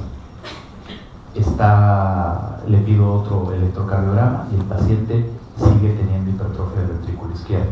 Observen, es sensible a los cambios, quiere decir que el hecho de que yo le haya iniciado el tratamiento antihipertensivo en 6 meses va a modificar y voy a tener ya un electrocardiograma sin hipertrofia del ventrículo izquierdo, no lo sé, es muy bajo los cambios. O sea, yo no sé si está afectando, si ese tratamiento antihipertensivo está repercutiendo y el paciente está mejorando en eso. Y en el tiempo es moderado, es decir, ¿qué quiere decir eso? Que si tenía hipertrofia del ventrículo izquierdo cuando inicié el tratamiento y 6 meses después ya no tiene hipertrofia del ventrículo izquierdo, pues me dice de que está mejorando, que el tratamiento antihipertensivo está haciendo un remodelado reverso de la geometría del ventrículo que incrementó. Pero si ese paciente sigue con hipertrofia del ventrículo izquierdo, más bien no me dice que no esté haciendo efecto el tratamiento antihipertensivo. Entonces no nos podemos quedar simplemente en un electrocardiograma como marcador de que el corazón está respondiendo al tratamiento antihipertensivo adecuado que le estamos dando. El ecocardiograma sí es sensible de manera a los cambios y en el tiempo, ¿no? Y nos da un valor pronóstico. Entonces es mejor sumar los dos. Si yo tengo un paciente hipertenso con remodelado, con hipertrofia, con datos de alteraciones de la geometría del ventrículo izquierdo, ¿qué es lo que tengo que realizar? Volverle en 6 meses de un tratamiento de la presión arterial, volver a valorar nuevamente si es que ha habido un remodelado reverso. Porque ¿qué quiere decir si yo tengo un paciente que diagnostico con hipertensión arterial y lo encuentro con hipertrofia del ventrículo izquierdo y el próximo año le vuelvo a repetir su ecocardiograma y tiene hipertrofia del ventrículo izquierdo? O sea, ¿lo tomaríamos a la ligera? No. Tiene un daño a órgano diana. Eso es un riesgo de que ese paciente pronóstico se puede infartar, se va a complicar. Entonces yo voy a pensar que algo está sucediendo y que no está habiendo un control adecuado de la presión arterial. ¿Qué haré? Volveré a pedirle un mapa, reevaluaré, replantearé con el paciente, algo no está realizándose de manera adecuada. O tal vez ese paciente solamente está con monoterapia con calcio antagonista. Hemos dicho que los calcioantagonistas disminuyen falla cardíaca, pero no producen remodelado reverso del ventrículo izquierdo. Entonces, si yo tengo un paciente con hipertensión sistólica con remodelado, ¿qué preferiría? Hemos dicho YECA-ARA, antes que iniciarle calcioantagonista como tratamiento. Pero ¿qué me está faltando? ¿Qué les estoy diciendo? Que siempre que inicie tratamiento de un paciente tiene que ser dual. Solo monoterapia, hoy por hoy, en muy pocos pacientes. Es decir, si yo le voy a dar enalapril 5 miligramos a la mañana y le voy a dar amlodipino 5 miligramos a la noche en ese paciente como tratamiento inicial, está perfecto. Solamente monoterapia en el paciente con hipertensión grado 1, con muy bajo riesgo, o un paciente adulto mayor con riesgo de fragilidad. Nada más, hoy por hoy es la terapia dual. Lo más importante también, fíjense, muy alta y rápido, desde semanas a meses, la expresión de proteína urinaria. Entonces, a veces yo no sé qué tan frecuente ustedes solicitan albuminuria o microalbuminuria en un paciente hipertenso con riesgo cardiovascular en el cual están iniciando tratamiento. Creo que muy pocos lo hacemos, ¿no? Es muy poco como marcador, y note, es muy alto, más que la tasa de filtrado glomerular o la creatinina. La hipertensión afecta al riñón. Entonces, por si una hipertensión tiene que llevar para ver la sospecha de la tendríamos que buscar la microalbuminuria, pero muy poco lo realizamos, seamos conscientes. Yo no creo que un médico de familia que tiene un diagnóstico primario de un paciente le diga, vamos a ver microalbuminuria y de acuerdo a eso vamos a ver si está mejorando tu daño a órgano diana, que es el riñón a la larga. Porque lo que yo quiero llegar no es simplemente iniciar el control de la presión arterial, tengo que ver los otros factores de riesgo cardiovascular y si estoy impactando en ellos. No es por eso hoy por hoy existen las clínicas de hipertensión arterial, donde un médico internista, un grupo de médicos especialistas, y cada paciente se determina todo esto y se hace el seguimiento estricto. O sea, yo inicié el tratamiento de hipertensión, tenía microalbuminuria, ahora en su control de 6 meses ya no tiene microalbuminuria. Entonces, estoy impactando en ese paciente al darle tratamiento, al darle manejo de la hipertensión arterial, lo estoy haciendo. Entonces, es muy importante como marcador a los cambios, ¿no? Entonces, de todos estos, los más importantes es la ecocardiografía y la microalbuminuria como marcador de seguimiento a largo plazo. Entonces, en su consulta privada, por favor, con los pacientes hipertensos, traten de determinar si existe o no existe el daño órgano diana, como el riñón, a través de la microalbuminuria, y ver la respuesta al tratamiento si estamos impactando en ¿no? Entonces, dentro de estas guías también existe un concepto importante, yo manejo al paciente ambulatoriamente en mi consulta cuando tengo que decir, ya no, este paciente no lo veo yo, este paciente tengo que enviarlo a un manejo hospitalario, porque yo ya no puedo asumir esa responsabilidad porque va a ser peor la evolución del paciente. Son pacientes con sospecha confirmada de hipertensión secundaria. Son pacientes jóvenes, menores de 40 años, que tengan un grado 2 de hipertensión arterial o más, en los cuales tengo que excluir hipertensión secundaria. Son pacientes con resistencia al tratamiento. Si su paciente de 60 años no mejora con el triple tratamiento y yo tengo la sospecha de que es resistente y le voy a agregar la espironolactona como tratamiento, de preferencia hay que derivarlo a una institución hospitalaria para realizar todo el abordaje que se tiene que hacer en ese paciente, porque yo cuando lo cite a la consulta próximamente, probablemente el paciente llegue más complejo en muchos aspectos. También pacientes en quienes existe un daño a órgano blanco, en los cuales yo tengo que decidir el tratamiento, y pacientes, esto es muy importante, que eran pacientes normales y que de repente hacen un debut de hipertensión arterial. Ese paciente que era sano, que llega a un control con ustedes y que hace una presión arterial incrementada, porque hay que descartar otras causas de hipertensión arterial, que son muchas, ¿no? O sea, tenemos la disección aórtica u otro tipo de patologías, pero sobre todo si el paciente consulta asintomático. Vamos a hacer algunas preguntas. Paciente de 85 años de edad que acude a valoración prequirúrgica, durante la revisión se lo encuentra con hipertensión arterial sistólica, con presión sistólica de 170 milímetros y diastólica de 90 milímetros de mercurio. ¿Le inician tratamiento, farmacológico? ¿Sí o no? A ver, todo lo que ya hemos venido hablando. Recapitulemos. Primero, la edad. ¿La edad es para el diagnóstico de hipertensión arterial? Sí. Ok. Esta edad es muy adulto, ¿no? Muy adulto. Entonces, 170-90 es hipertensión arterial en este paciente. Sí. Ok. ¿Alguien quería que no? En los pacientes mayores con hipertensión arterial, incluso si tienen más de 80 años,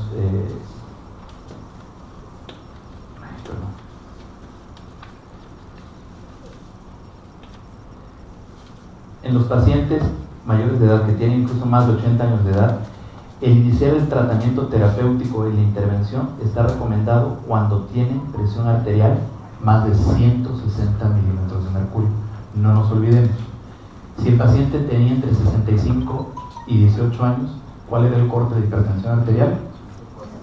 140-90, exactamente, para yo pensar que es hipertenso. Entonces, hasta ahora hemos visto que las guías involucran y que las diferencias, pero cuando el paciente es muy adulto mayor, sí entra este corte de edad para yo pensar que el paciente es hipertenso. Si la paciente venía con una presión arterial de 150-80, ¿yo le iba a iniciar tratamiento a ese paciente con esa edad?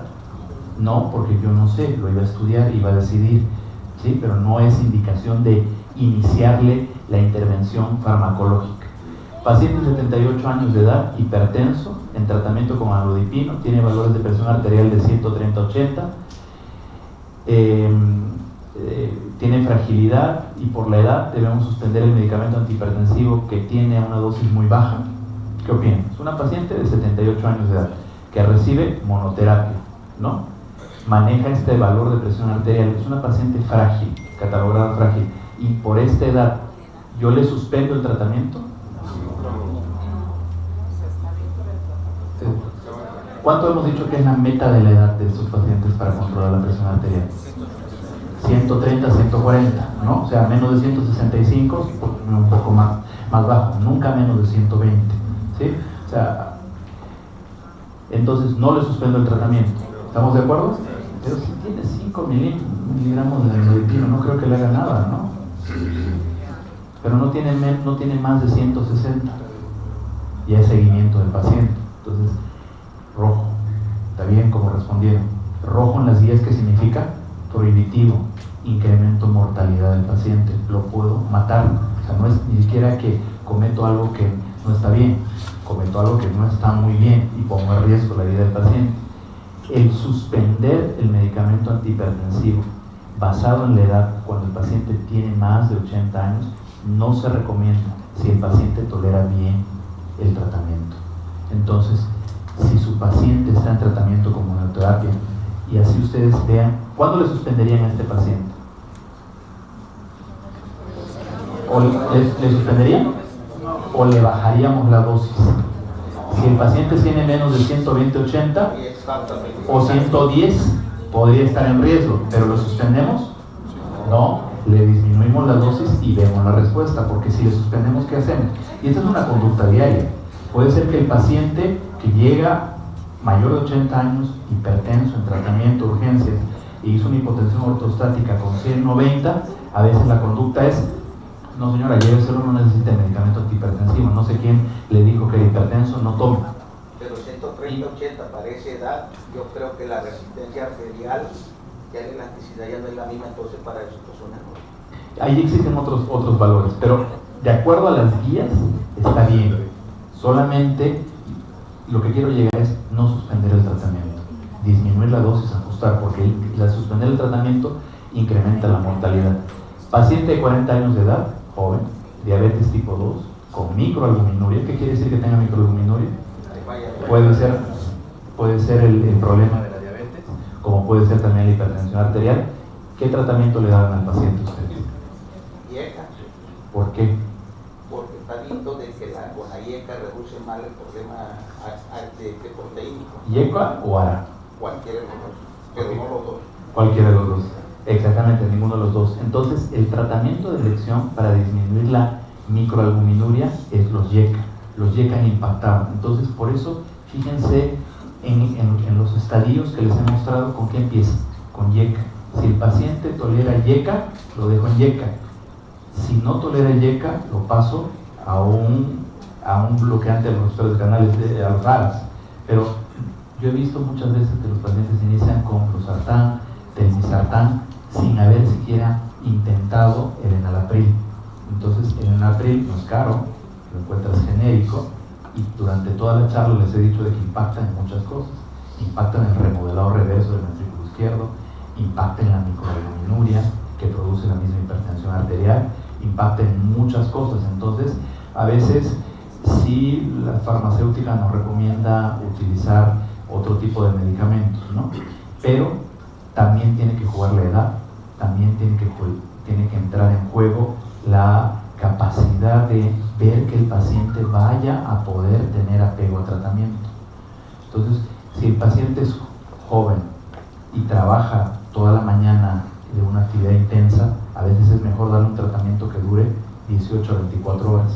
El losartán, ¿quién levanta la mano? ¿Quién cree que el losartán dura 24 horas? Como monoterapia. No, dura 2 horas su vida media. El losartán no tiene que indicarse como 24 horas, antes se solía hacer. El losartán, por ejemplo, se lo deja cada 12 horas, es el perfil de biodisponibilidad.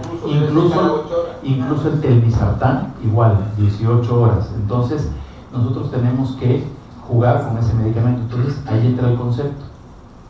¿Qué me estoy olvidando en agregar al YECA y al ARA? Que no lo inicio solo. ¿Cómo se inicia ahora el manejo de la hipertensión arterial? Igual. Entonces, yo trataré de iniciar con un medicamento y suplementaré con otro el tiempo de vida que me resta. No es que le estoy dando telmisartán o losartán cada 12 horas y con eso ya lo estoy cubriendo. Yo le daré losartán 25-25 y le complementaré con otro antihipertensivo más. Pero traten de iniciar y de cambiar el concepto, de hacerlo dual, porque ya no es simplemente monoterapia, salvo el paciente sea muy joven y con muy bajo riesgo, ¿no? Me gustaría que me acompañaran con un fuerte aplauso para el doctor Miguel Ayala León.